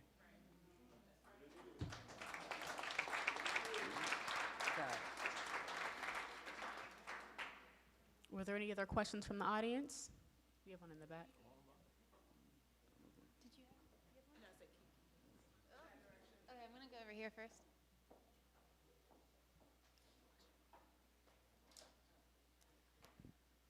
Okay, so I heard from all of you in different ways that there's this like horrible burden for you to represent in these places, like the totality of the Black community, and people saying like, you're in the newsrooms, like, you know, you have to always challenge and ask for these things to be represented differently. And what I was thinking about while you all were saying that was all the times in my life where in jobs, in social settings, if there's been one Black person there, it's like a box is checked. And the white people feel like, you know, we heard an alternative voice, or, you know, it was included. And what I'm wondering is, how can white people be better about taking it to the next step? And like Makia said, like if I'm not an ally, like what should I be? Like an advocate? Like, do I say if I'm on a board, like, you know, we shouldn't just have one Black person on this board, or people of color in general, we should have 4. Like, how do I take it to that step where it's meaningful and it's more representative, and not like that artificial checking the box on either side, which I think is a huge pattern that we're all sort of a victim of right now, if that makes sense. Use your privilege. You know, oh, sorry. Thank you. I would say use your privilege. I'm a digital marketing manager. I've worked for PNC. I've worked for Philips, and I'm not going to say where I work at right now, but I just started there last week, and I'm the only Black woman in marketing. So I would just say use your privilege a little bit more. Speak up. Like, you need our vision. Like I said, when I first moved here, they were using my vision to correct them about using certain Black people or Hispanic people, those kind of things. How is it 2020 and you have to literally come to me and see if something's right? So I would just say speak up a little bit more, and you don't have to, it doesn't take that much to be just a decent human being. It doesn't take that much to be educated. Like, there's Google, there's other sources that you can use. It's not like you have to have like a whole summer, like today in Black history or today with Black people. You should already know. It's just common sense. So you have this wonderful thing called privilege because of your skin color. Speak up. Because I could never go in a boardroom and be like, hey, we should have more Black people. They would look at me like I'm crazy. And like, well, you're here, you should be enough representation. But no, you need Black theory. A lot of these products and marketing and companies, they steal from us and use it. You know, they repeat it over and over again. Like, I was on a panel that Thomas featured me in. We're the blueprint for everything that's out there right now, especially Black women. Like, they take from us, they steal from us, and they regenerate it. So use your privilege and just speak up. It's not that much. Like, they use us for branding, they use us for marketing, and I've been in marketing for 7 years now. Like, just speak up. It doesn't take that much to utilize the tools that you were born with, your whiteness. So just use your privilege. That's pretty much how I would sum it up. How can I, and I shouldn't have to ask this, but how can we help you? Help us. I moved back here. I lived here in the early aughts, and I was actually briefly part of the media in Pittsburgh. I moved away. I lived in Philadelphia and Mount Airy, and I just came back. So I have a duty in general to re-immerse myself in Pittsburgh and to be a part and show up at these things and get to know things. And I am integrated into the foundation community, so I'm willing to be a voice and to learn more. I don't know, I guess just making it more visible so that I know better have a better sense of what's going on. But, it's probably more on me really than on you. Yeah. It is, and I also want, 2 seconds, I just also want to add that when you hear, I can say from my personal experience, you hear a black person, a person of color, speaking with such certainty when it comes to race and our experiences because we've been born into it, and so we understand it innately. But there are many resources in the city that you can go to and learn about your race, your culture, your experience, and your privilege so that you can be a better, ally, or helper, or just a better human being in the workplace. There's Liana Manise and Sydney Olberg. They have the Good People's Group who do anti-racist training and interracial relationship training. There's Felicia Savage Friedman who does anti-racist yoga training, who infuses yoga and anti-racist trainings and teachings and education in the city. There are resources, and there is also the internet. You can go to Google and type in anti-racist training. Where can I learn about whiteness in Pittsburgh? There are resources. Agreed? Yeah. I'm going to jump in for a minute because we have a comment from the audience about this topic. Hi, my name is Bethany, and I'm a white lady that lives in Pittsburgh. So I just wanted to offer some advice to my white cousins. In terms of, this is super helpful because what I found to be really beneficial is just to ask, literally in every situation that we're in, because it's our duty to fix the problem of racism, because it is what we do, actually. But a really good way to go about it that I like is to say, is this board, is this group or whatever reflective of the community? And what I really like to emphasize is the fact that without a representative group for any activity or anything, we are not going to have the full picture, and we will not come to the best solution or plan or whatever, because we are missing critical voices. And I feel like that is absolutely on us, and I especially feel like as white women, we have so much power to be able to say, because people are generally like, oh, white ladies, you're nice, So we have a lot of authority to be like, yeah, I want to make this the most beneficial process, and I know all of you do too, white cousins. And so let's make it look like our community so that we can ensure that the work we're doing here is worth everybody's time and doesn't perpetuate the cycles, because that's what it is when we are just in those rooms by ourselves. So, Real quickly, I just want to say one thing. That's very important, but I want to emphasize this. Do not put the burden of training how to become anti-racist journalists on the backs of the 1 or 2 or 3 black people in the newsroom. That has to be a collective action from the entire newsroom. And I deal with that from the educational community and the university. I have told people, I'm not sitting on any more diversity committees, because all you want me to do is sit on a committee to solve a problem that I can't solve. So you need to figure out ways to have comprehensive discussions in newsrooms that deal with the entire newsroom culture, and you can't have that placed on the backs of people of color in your newsroom. You should listen to people of color, but at the end of the day, those decisions have to be institutional and systemic throughout the entire newsroom. So if we're talking about, yes, we need to hire more people of color inside of newsrooms, but that's not going to make any difference unless you're actually, one, listening to those voices, and then two, actually developing a system to actually create remedies for change. Otherwise, all you're going to do is annoy people of color in newsrooms by telling them that they have to solve a problem that they did not create.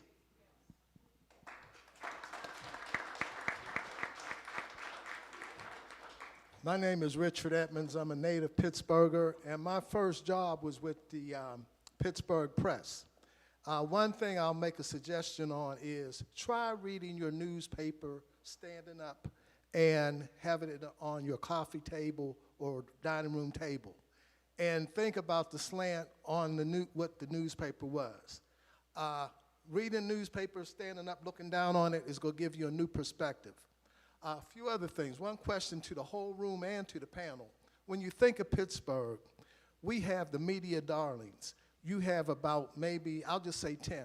There's 10 African-American black people. Whatever story comes up, they're going to go to those 10 people. Now think to yourself, what 10 people, no matter what comes on TV, you're going to see as quote-unquote a representative of the black community. Some of you people up here, you're new. We need new faces because this is a new generation. Another thing is, I'm a product of the 60s. We had black consciousness. I think we need to return to black consciousness. Reason being is black on black crime is a major issue. When we were in the 60s, brother man, sister woman, your mind was not on how to beat up or rob an elderly person. Another thing is, being that this is 2020, the election year, I think we need a unifying platform. For us, the second abolition of slavery, when you look to the penitentiaries, all of the black people that are in jail, that should be numero uno. How many thousands of black people are in jail that shouldn't be there? So that's something I think we should unify on and take it to all the candidates, just from top of my head. Thank you. I also want to add an alternative perspective to that. This idea on black crime. People get into conflict with people that they know. And if we look at Pittsburgh specifically, we are segregated. So it would not make sense for me to go and cause harm to a person in Squirrel Hill. It would make sense for me to cause harm to someone that I know who's in my neighborhood who looks like me. And so I just want to be careful with that ideal of black on black crime. Like, people kill who they know. They get into conflict with people who they know. And if we're segregated, then we're going to kill people or cause violence against people who look like us, who are next door to us. Okay. There's a few questions in the back, and there's one right behind you. Oh, sorry, sis. It's okay. Hello, my name is Alexandria Johnson. I am with Vibrant Pittsburgh, and as our moderator suggested, there are many organizations across the city who can address racial and ethnic diversity, and Vibrant Pittsburgh is one of them, so please see me if you would like any information, but I digress. So across here, you guys have brought up a lot of really good points, and I had to write down what I had to say because I will just keep talking and talking. So here it is.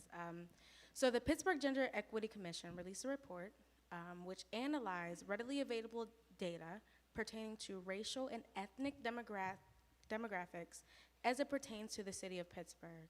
I want to know how many people in this room have read that report? Okay, so you know.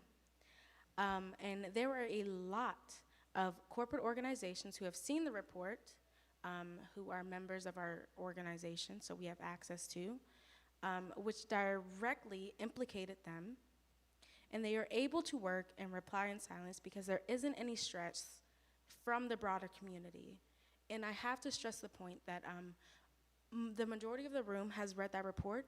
So while we have anecdotal experiences with racism and gender discrimination across the city of Pittsburgh, there is a report that can tie numbers and can directly implicate systems across the city of Pittsburgh with how they discriminate people of color and directly, exactly, women of color and black women. And I find it imperative that the media and people hold them accountable for what it is they do and the services that they provide to the broader communities. So that's pretty much my comment, that we need to hold them accountable for what it is that they do.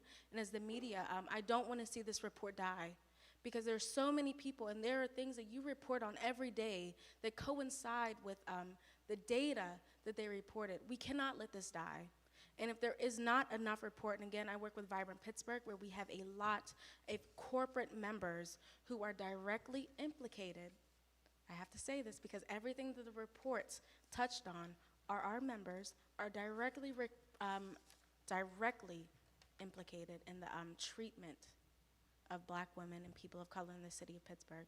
If we don't hold them accountable, then who will? So please, do not let this report die. Use your platforms for good. You have data, not just experiences of people across the community. Please use that as we move forward. So thank you. Thank you. We have room for maybe one more. One more. So I'm going to actually press back on that. We have room for two more. Who did you Over here they've been. There are two back against the window. Okay, thank you. Okay, you two will be last. Who wants to go first?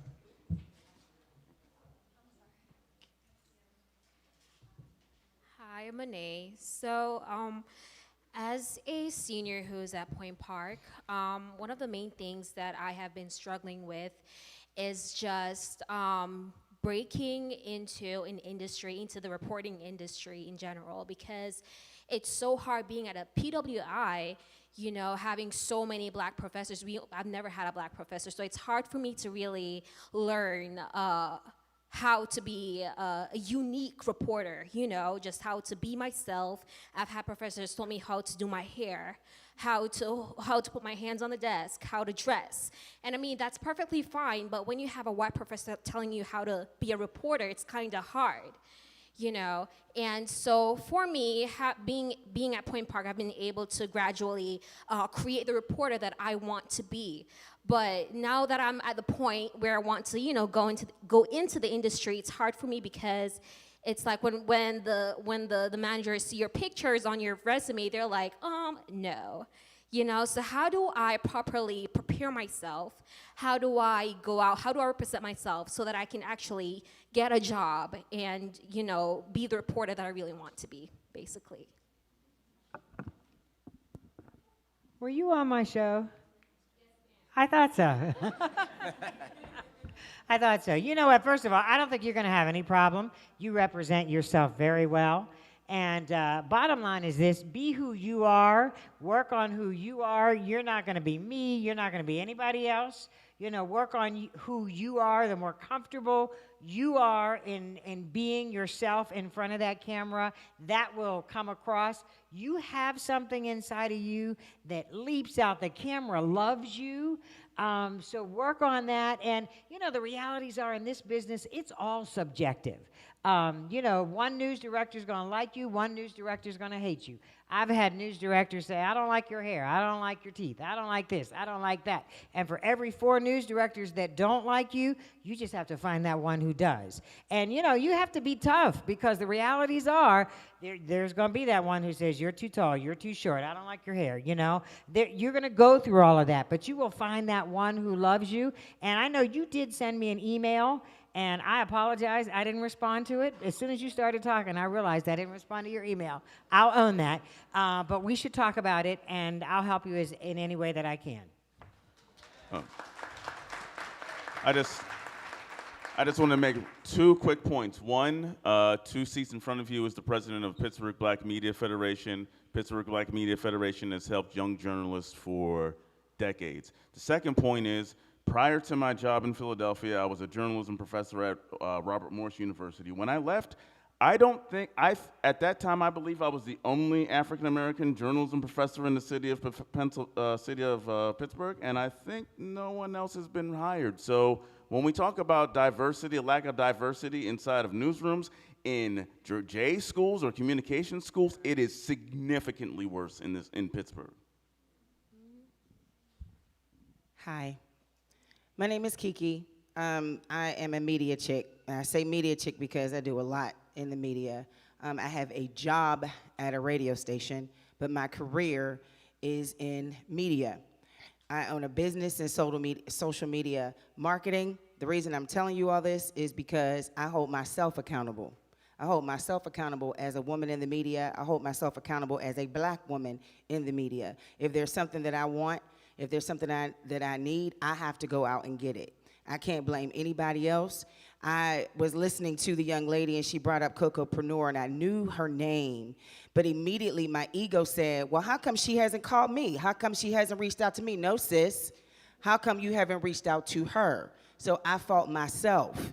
The people that need to be held accountable are not here to hear that they are should be held accountable. Those are the news directors. Those are the ones that are in charge of the assignments. They're the sponsors. Not the sponsors. I don't want to say that. I don't want to mess with the money. But they're people. They're decision makers. They're the people that put us out into the grind and make us do the work and give us the assignments, even the assignments that we don't want to do. The community that's always complaining, they don't come to stuff like this. They're still outside complaining. They're complaining that it's Wednesday and that it's raining. You always want to be mad. Keep doing what you're doing. But at the same time, hold yourself accountable. I know I'm all over the place. I'm like filled with emotion. I'm pissed off. I'm frustrated. I'm excited. I'm amped up. I'm all of the above. But at the same time, I'm a woman. I'm in the media. I'm black. I want to do better. I'm not going to quit. And if I need to give everybody a business card so that you know where I am, who I am, and what I do, then that's what I'm going to do. That's all I wanted to say. I hold myself accountable, and from this point forward, I'm not going to let anybody else down. If you need to reach out to me, whether it's for radio, whether it's for a podcast, I think we spoke. I may have reached out to you people about doing a podcast together. That's my responsibility. It's not Ms. Lynn's responsibility. It's not anybody else. I hold myself accountable. So I'm putting myself here, letting you know who I am, where I'm going, and what I'm here to do. If that makes any sense. If you're offended, I'm sorry. If you're confused, I apologize.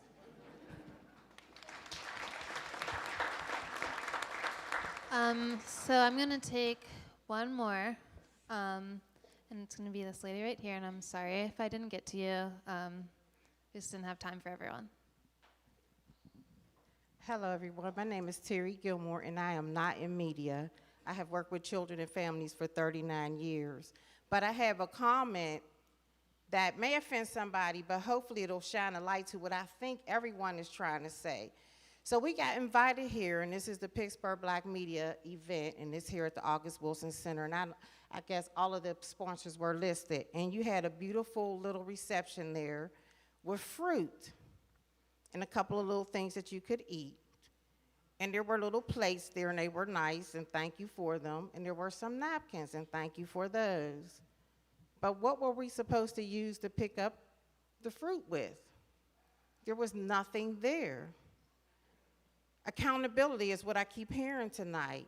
Responsibility, solving issues, solving problems, seeing what's there and what needs to be next, or what should go along with this. You don't present fruit to someone without anything to pick the fruit up with. People have colds, people have the flu, and we have viruses that are going around that are killing people now. And when I asked, what can we use to pick up the fruit? I won't even explain how the person looked at me. It was almost as if, well, what do you mean, what do you use? We may be black, but we don't use our fingers all the time. And so I didn't say that to her, but that's how I felt based on how she looked at me. Like, what do you mean, what do you use? I need everyone to hear this comment, not just the blacks and not just the whites, everyone that's in media. And so when she finally came with some tongs, I said, okay, thank you for the tongs. Do you have something we could use to eat the fruit? Because I love fruit. I know what it takes to eat a raspberry. She looked at me and she said, what? I said, well, do you have anything that we can use? Do you have utensils for us to use to eat the fruit? Again, here's this offense. So I said, you know what, I apologize for asking you too many questions. Because she said, well, I borrowed the tongs. Well, you shouldn't have to borrow anything if you're presenting fruit. Be prepared. What is required for people to enjoy it? So see the fruit as your audience. The plate is your medium. What is required for people to enjoy what you're presenting? What is required? And don't be offended when you don't meet the mark. That's like the one young lady said, common sense. You present forks or spoons. So then we had to use our hands that hopefully we washed to eat our fruit with. And so when I went back to the table to ask a question of where exactly were we going to be hearing this panel, was it going to be here or in there? Because I was told, well, we'll let you in when we're ready, but yet everyone was in this area, and I thought, well, are we going in there? And I saw the table. It didn't make sense to me. So as I went back to ask the question, I was being talked about because I needed to know, where are the forks and spoons? Should I have been a topic of discussion, or should it have been your lack of preparation? Let's get it together. I've worked with children and families. 1 + 1 makes 2. It's not that hard. It's not a subtraction. It's an addition. How do you get it to work? Start adding on. Start helping each other. Start using your common sense. When the young lady said allies, I agree. Because if we're all human beings, we're not allies. Allies is you're all the way over there in another country or another space, and we don't have that much in common, but you'll support me when I need you. We are in this one space, and we should have a whole lot more in common. So I agree with you on the word allies. Let's work about it. Let's do it. Your media. I used to have my children watch the weather so that they could come to child care center and tell me what the weather is going to be like. And I had them watch the news to tell me something good. So I'm saying to you, there are those of us who are in early childhood education who are using the media to challenge our children to think. So we need you all to do what you need to do. Thank you.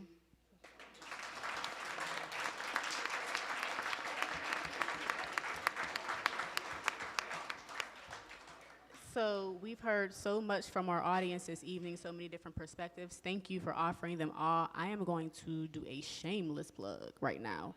On February 27th at 6:30 p.m. at the East End Cooperative Ministries, which is in East Liberty, we are having, we as in me, this is my concept, my idea, so please support Black Thought, Black Joy, Black Everything. We are launching a new conversation series called Better Talk. Conversation is not easy. Communication is not easy. Having communication, especially cross-culturally, cross-racial, cross-age, cross-gender, cross all of these things, is not easy. If you are interested in learning more about how your privilege, how your identity informs how you communicate, how you can be a better steward of humanity, how you can be a better person, please come out February 27th at 6:30 p.m. to Better Talk. The name of the conversation session that evening is Talk to Me Civil. You can't be talking to people crazy. And I would suggest whoever is responsible for saying those things, she deserves an apology, y'all.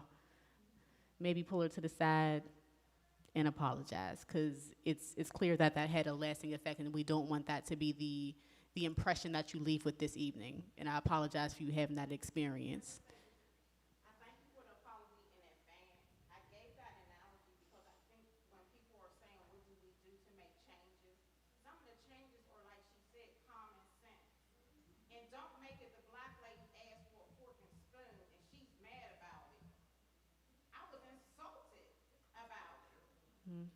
If I want to use my fingers, I'll decide when to use my fingers. You don't assume when I should use my fingers, and that made me feel like you assume we use our fingers.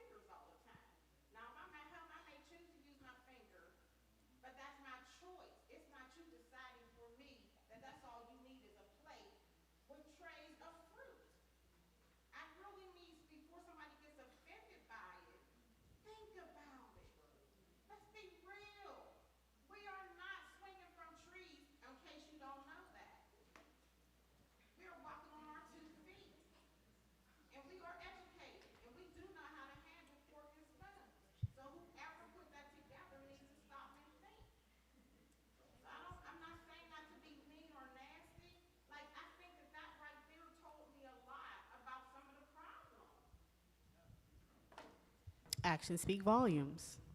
Can I say one more thing? Sure. Yeah, to wrap this up, Black people, we need to come together. I was literally disgusted when just the promotion of all of this and the people the hearsay that people had to say pertaining to Tara putting this together. And I want to thank you for putting this whole thing together. Shout out to Tara. What can white people do? We need to start doing for ourselves. The utter disrespect that I see on social media for Black women here is utterly disgusting, and I am disgusted. We have Black women on the covers of papers, and just the comments and the negativity about this generational hate that you've had maybe back in high school, or maybe something happened 2 years ago. That shit's not relevant. We need to start doing stuff together, and we need to start uplifting each other instead of trying to bring each other down, because I was disgusted. Anything that I see, I don't tolerate any disrespect for women, but I especially do not tolerate disrespect for Black women. And just seeing certain things, especially in the past 2 weeks with the whole marketing of this, has literally upset me to my core. And it's literally just making me sick to be here and represent certain people, and I advocate for people here, and just the disrespect that Black women, and especially the LGBTQ community here, because we don't discuss that really. I don't know if that's been left out for the past couple years. But we need to come together. We don't need to worry about everybody on the outside. We need to worry about what's within ourselves and stop disrespecting each other as a whole. So, yeah. Thank you. Thank you. And real quickly, when I say that Pittsburgh doesn't even know the question, that's what I'm talking about. There are deeper issues that we have not even addressed at this panel that if this is going to be an issue that's going to be solved, it needs to be comprehensive in a way that I honestly don't think a lot of people in the media are even thinking about. And things of that nature are a prime example. And I would encourage everyone, if you do have any lasting comments or thoughts or want to form an affinity group, if you want to have an offshoot conversation, go and comment on the event page so that all those things can be in one place, and then those things can be organized from one place. Go ahead, Jordan. Yeah, so this is just the beginning. Thank you all for coming. This is an important step in the conversation to getting momentum started. So thank you again for all coming. You didn't have to do that tonight. Thank you, everyone, for sharing your opinions. Thank you, all of the panelists. Let's give a round of applause to the panelists.